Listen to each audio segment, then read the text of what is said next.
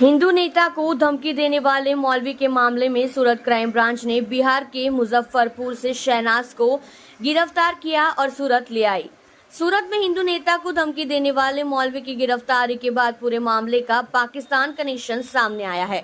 मौलवी से पूछताछ में सामने आई जानकारी के आधार पर सूरत क्राइम ब्रांच को एक और सफलता मिली है। नेपाल के शहनाज उर्फ मोहम्मद अली मोहम्मद साबिर को बिहार के मुजफ्फरपुर से गिरफ्तार किया गया है। शहनाज को बिहार के मुजफ्फरपुर से नेपाल बॉर्डर के पास से पकड़ा गया। सूरत क्राइम ब्रांच ने शहनाज को मुजफ्फरपुर कोर्ट में पेश किया और उसकी रिमांड की मांग की और 3 दिन की रिमांड पर लेते हुए ट्रांजिट रिमांड के जरिए शहनाज को सूरत लाया गया है।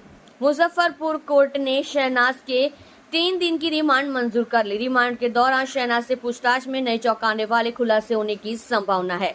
आरोपी शहनाज को सूरत क्राइम ब्रांच पुलिस सूरत लेकर आई। हिंदू नेता उपदेश राणा को जान से मारने की धमकी के मामले में मौलाना से पूछताछ में मिली जानकारी के आधार पर आरोपी मौलवी का एक वीडियो भी सामने आया था, जिसमें मौलवी उपदेश राणा को धमकाते नजर आ रहे। साथ ही वीडियो में आक्रोशित मौलवी का पाकिस्तान प्रेम भी देखने को मिला। मौलवी ने यूट्यूब पर एक वीडियो अपलोड कर एक हिंदू नेता को जान से मारने की धमकी दी और पाकिस्तान के खिलाफ बोलने पर गालियां दी। सूरत क्राइम ब्रांच फिलहाल पूरे मामले में आगे की जांच कर रही है।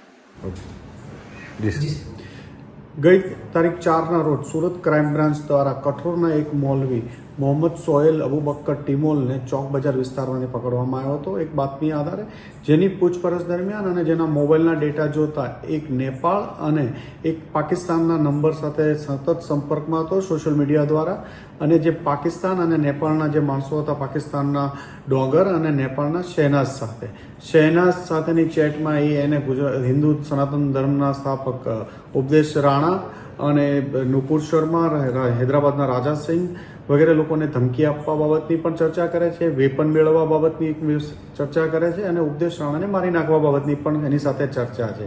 આ નેપાળનો જે નંબર હતો શહેનાજ નામના એક માણસ વાપરતો હતો, જેની પોલીસની તપાસ દરમિયાન આ નંબર મુઝફ્ફરપુરમાં એક મોહમ્મદ સાબિર નામના માણસ ઉપયોગ કરતો હોવાનું હતું, જે આધારે ક્રાઇમ બ્રાન્ચની એક ટીમ મુઝફ્ફરપુર બિહાર પોલીસને સાપેલી એક ઓપરેશન હાથ ધરી કાલે એમને ત્યાંથી પકડી પાડવામાં આવ્યા છે અને 3 દિવસના ટ્રાન્ઝિટ રિમાન્ડ લઈ ટીમ આજે સુરત પહોંચી છે।